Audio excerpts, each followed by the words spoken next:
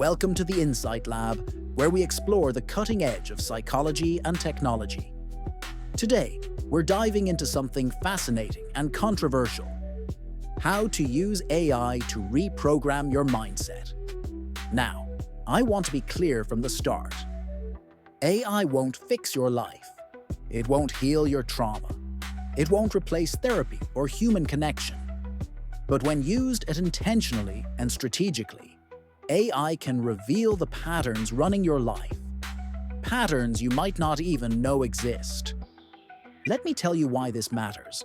Most people live on autopilot. They're running old programming, beliefs learned in childhood, responses conditioned by trauma, narratives inherited from culture or family.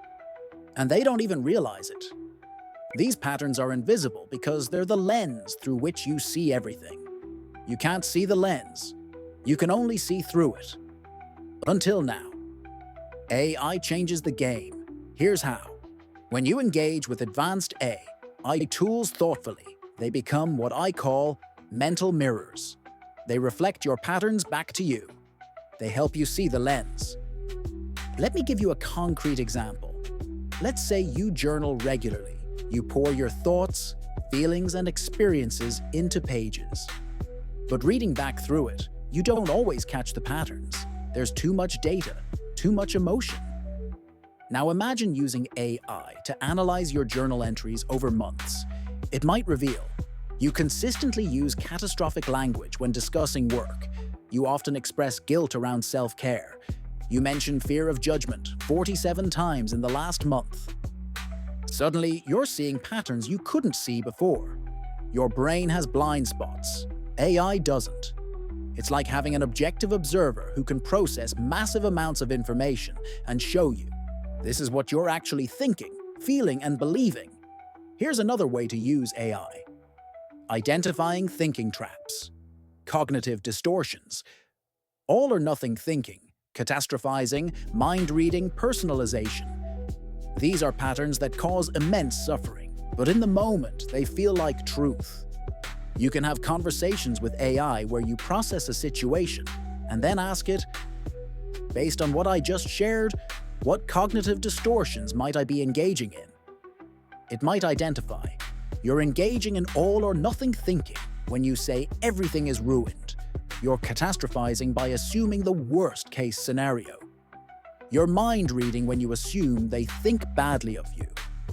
This doesn't mean AI is right all the time, but it's prompting you to question your automatic thoughts. It's inviting you to see other possibilities. AI can also help you challenge subconscious narratives. We all carry stories about ourselves. I'm not good enough. People always leave. I have to work harder than everyone else to matter. These narratives run in the background, shaping every decision. Here's a powerful exercise. Tell AI your story. Literally narrate how you see yourself, your life, your patterns. Then ask it, what narratives or beliefs seem to be driving this story? What might be missing or distorted? AI might point out, you focus heavily on failures and barely mention successes. You attribute successes to luck, but failures to personal inadequacy. You assume others have it easier without evidence. Again, this is about reflection, not replacement. AI gives you new language for growth. Sometimes we can't articulate what's wrong. We just feel stuck. AI can help you name it. And once you name something, you can work with it. Now let's talk about emotional triggers. AI can help you map your trigger patterns if you engage with it intentionally. For example, you might document situations where you had strong emotional reactions. Then analyze them with AI. What themes do you notice? What might these situations have in common? AI might identify. All of these involve perceived rejection. All involve situations where you felt unseen. There's a pattern of reacting strongly when your competence is questioned. This is powerful because triggers are often rooted in past wounds. Seeing the pattern clearly is the first step to healing the wound. But here's where I need to emphasize something crucial. AI isn't a therapist. It doesn't have empathy, lived experience, or ethical judgment in the way humans do. It's a tool. A powerful tool, but still a tool. The key is using AI wisely, as a tool for clarity, not comfort. Don't use AI to avoid hard conversations with real people. Don't use AI as a substitute for professional help when you need it. Don't outsource your thinking entirely to AI. Instead, use AI to identify patterns you can't see alone, challenge your automatic thoughts, generate new perspectives, practice articulating your feelings, organize your thoughts before therapy, explore hypothetical scenarios safely. Think of AI as a sophisticated mental mirror and thinking partner, not a guru or healer. Let me share some practical applications. 1. Decision-making. When you're stuck on a decision, process it with AI.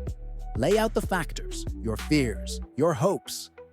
Ask it to identify what values or fears might be driving each option. It won't tell you what to do, but it will help you see what's really at stake for you. 2. Emotional regulation. When you're overwhelmed, describe the situation to AI and ask for regulation strategies specific to your context. It might suggest breathwork, reframing, or behavioral activation based on your situation. 3. Goal clarity. We often set goals based on shoulds, not genuine desires. Process your goals with AI, asking, do these align with my values? Where might I be people-pleasing or avoiding? 4. Relationship dynamics. Describe a recurring conflict pattern with AI and ask it to identify possible dynamics. Codependency, avoidance, projection, unmet needs. This can give you the language to bring to couples counseling or personal reflection. 5. Personal growth tracking. Use AI to periodically review your growth journey. Feed it entries from different time periods and ask it to identify shifts in thinking, feeling, or behavior. Seeing your own evolution can be incredibly motivating. Now, I want to address concerns about AI and privacy because this matters. When you're sharing personal reflections with AI, be mindful. Use platforms with strong privacy protections. Don't share information you wouldn't want potentially leaked. Consider what data retention policies are. Also, critically evaluate AI's outputs. AI can have biases. It can misunderstand context. It can give generic advice that doesn't fit your unique situation. Always filter AI insights through your own wisdom and, when needed, professional guidance. Here's my philosophy. AI should expand your thinking, not replace it. It should help you ask better questions, not give you all the answers. One more thing, AI can help you develop psychological literacy. As you engage with it around mental health topics, you learn terminology, frameworks, and concepts. You become more psychologically educated, which empowers you in all areas of life. For instance, through AI conversations, you might learn about attachment styles, nervous system regulation, parts work, cognitive behavioral techniques, somatic awareness, concepts that then enhance your self-understanding permanently. So here's your action step. Choose one area of your life where you feel stuck. It could be a relationship, a career decision, a recurring emotion, a behavioral pattern. Then have a 20-minute conversation with an advanced AI tool. Tell it about the situation. Ask it what patterns it notices. Ask it what might be missing from your perspective. Ask it what questions you might not be asking. Don't take everything it says as truth, but let it spark reflection. Journal afterward about what came up for you.